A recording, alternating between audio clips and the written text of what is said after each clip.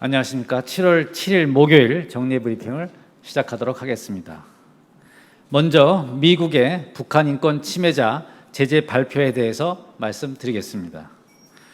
정부는 현지 시각 7월 6일 수요일 미국이 대북 제재법에 따라서 북한 인권 침해자 제재 조치를 발표한 것을 높이 평가하며 환영합니다.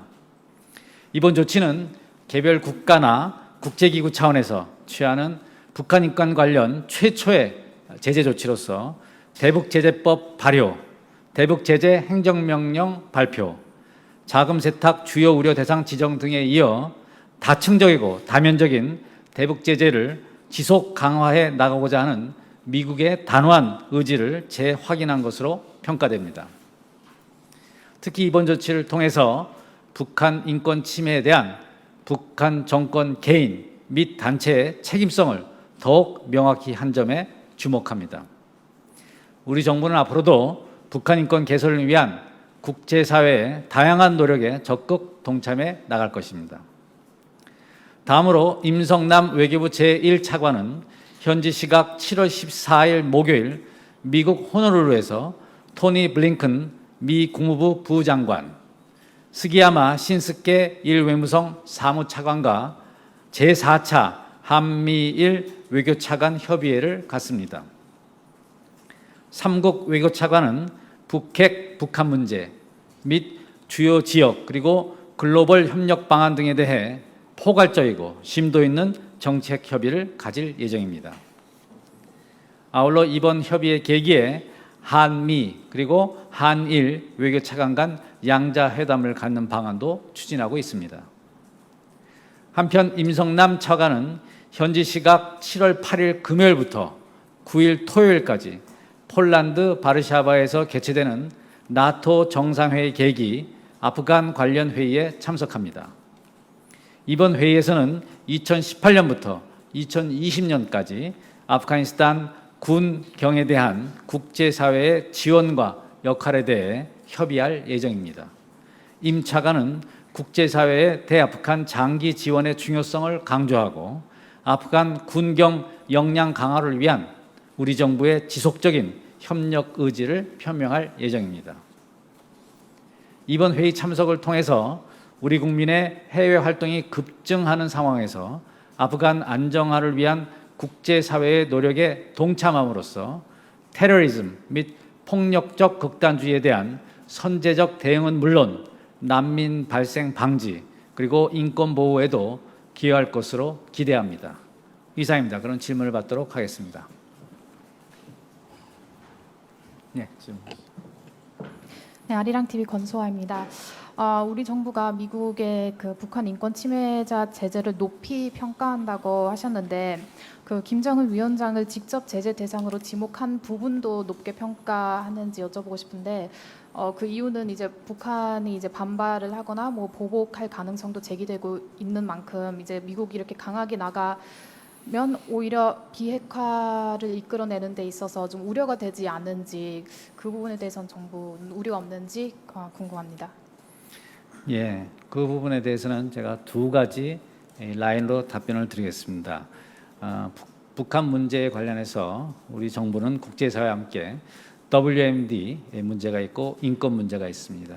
각각의 문제의 심각성과 위급성이 있기 때문에 그 문제는 각기 별도로 취급되어서 이번 인권 제재도 그 자체의 중요성과 위급성, 그다음에 심각성에 바탕으로 해서 제재 조치가 이루어진 것으로 평가합니다. 두 번째로 이번 조치는 김정은 위원장을 포함한 북한 인권 침해에 책임 있는 관료들을 구체적으로 지정함으로써 앞으로 이들의 책임 부담을 확연히 명확히 했다는 데 의의가 있는 것이기 때문에 저희 정부로서는 이를 높이 평가하고 환영하는 바입니다. 네. 채널A 곽정아입니다. 이번에 이 제재 조치안에 북한 김원용 보위부장 같은 인권 유령의 가장 대표적인 인물들이 포함되지 않은 이유가 궁금한데요. 설명 부탁드립니다. 네, 그 구체적인 사유에 대해서는 아무래도 미 국무부에 직접 문의하신 게 바람직하시지만 저희가 이해하고 있기로는 재무부의 제재 대상으로 지정되기 위해서는 엄격한 법률적 요건과 증거 이런 것이 필요하다고 합니다. 그런 엄격한 기준과 절차가 있기에 또 앞으로 이것이 6개월마다 갱신될 예정으로 있기 때문에 앞으로 좀 더 추이를 봐야 할 것 같습니다. 네. TV조선 윤동빈 기자입니다. 미 국무부 그 제재 서류에 그 김정은 위원장의 생년월일이 이제 명시가 돼 있었는데 이게 우리 정부에서 파악했던 거랑 뭐 일치했는지, 그리고 이게 미 국무부에서 이렇게 표기해 놓은 게 얼마나 또 신뢰할 만한 그런 것들인지 좀 설명 부탁드립니다. 네, 그 질문에 대해서는 이번 제재 조치와 관련해서는 한미 간 긴밀한 협의가 있었다는 점으로서 대체하도록 하겠습니다.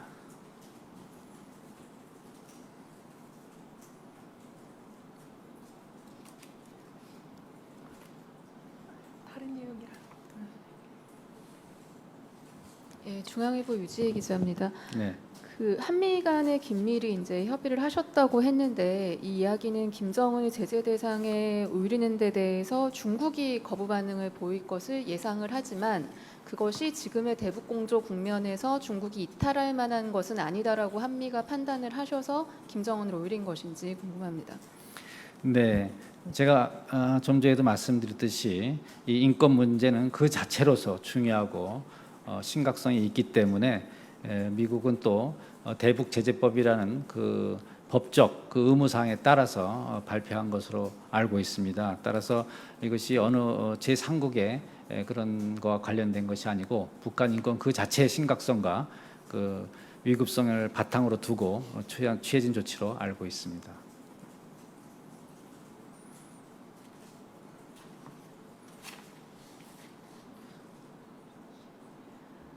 최근 유엔 측에서 반기문 총장 명의로 세계 지속 가능한 운송 회의에 참석해달라고 초청장을 보냈는데요. 이게 어떤 국가들에게 초청장을 보내게 되는 거고 또 이에 대해서 외교부 입장은 뭔지 궁금합니다. 네. 초청장이 어느 국가나 또는 국가 지도자한테 발송이 되었는지는 유엔 사무국에서 확인해야 될 사항이고요. 저희로서는 오전에 답변이 있었던 것과 마찬가지로 당국자 명의로 말씀드린 것과 마찬가지로 초청장이 접수된 것은 확인을 하였습니다. 저희 정부에 초청장이 접수된 것을 확인하였습니다. 그러면은 각국 이 정상 말고도 혹시 우리나라에 있는 민간 단체나 기업 이런 곳에 초청장을 받은 곳이 있는 건가요? 저로서는 아는 바 없습니다.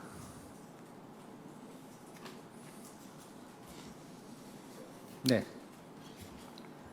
그 북한이 오늘 조선반도 비핵화를 위한 5대 요구 조건을 밝혔는데요. 이 요구 조건을 수용할 수 있느냐를 떠나서 비핵화 대화에도 전혀 관심을 보이지 않던 북한이 일단 비핵화라는 걸 다시 언급을 한 것은 태도가 변한 것으로 볼 수 있는지 정부 평가가 궁금합니다. 네. 저희도 그런 관련 보도를 잘 보았습니다. 그에 대해서 이렇게 답변을 드리겠습니다. 북한이 북핵 문제의 선결 조건으로 존재하지도 않는 핵 위협을 사실인 것처럼 호도하거나 주한미군 철수 등 우리 안보의 근간인 한미동맹 훼손을 시도하는 등 억지 주장을 하는 것은 자신들의 책임을 전가해서 국제사회의 대북 제재 압박 모멘텀을 이완시키고자 하는 기만적인 술책으로서 결코 용납할 수 없습니다. 우리 정부는 북한이 진정한 비핵화 의지를 행동으로 보여줄 때까지 국제사회와 긴밀히 공조해서 대북 제재 압박을 강화해 나갈 것입니다.